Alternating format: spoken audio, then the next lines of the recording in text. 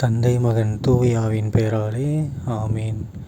யோவான் எழுதிய நற்செய்தி வாசகம் அதிகாரம் 14 இறைவசனங்கள் 1 முதல் 6 முடிய. அக்காலத்தில் இயேசு தம் சீடரை நோக்கி கூறியது: நீங்கள் உள்ளம் கலங்க வேண்டாம். கடவுளிடம் நம்பிக்கை கொள்ளுங்கள், என்னிடமும் நம்பிக்கை கொள்ளுங்கள். என் தந்தை வாழும் இடத்தில் உறைவிடங்கள் பல உள்ளன. அப்படி இல்லையெனில் உங்களுக்கு இடம் ஏற்பாடு செய்ய போகிறேன் என்று சொல்லியிருப்பேனா?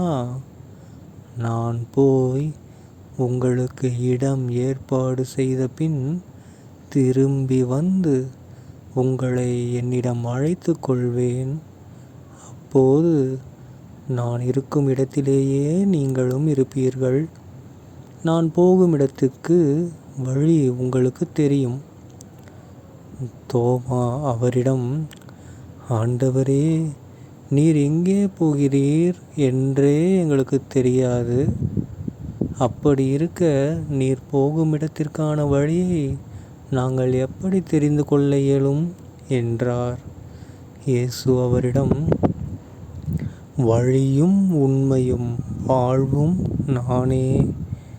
என் வழியாயன்றி எவரும் தந்தையிடம் வருவதில்லை என்றார். ஆண்டவரின் அருள்வாக்கு. கிறிஸ்துவே உமக்கு புகழ்.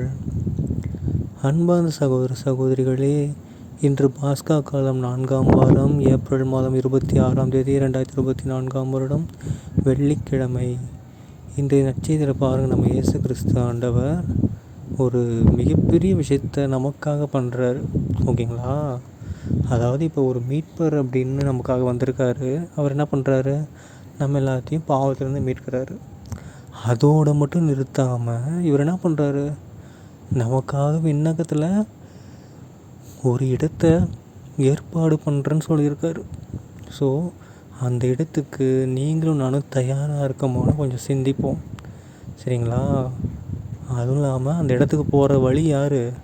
இயேசு கிறிஸ்து தான். வழியும் உண்மையும் வாழ்வும் நானே. அவர் வழியாக மட்டும்தான் தந்தையிடம் போக முடியும்.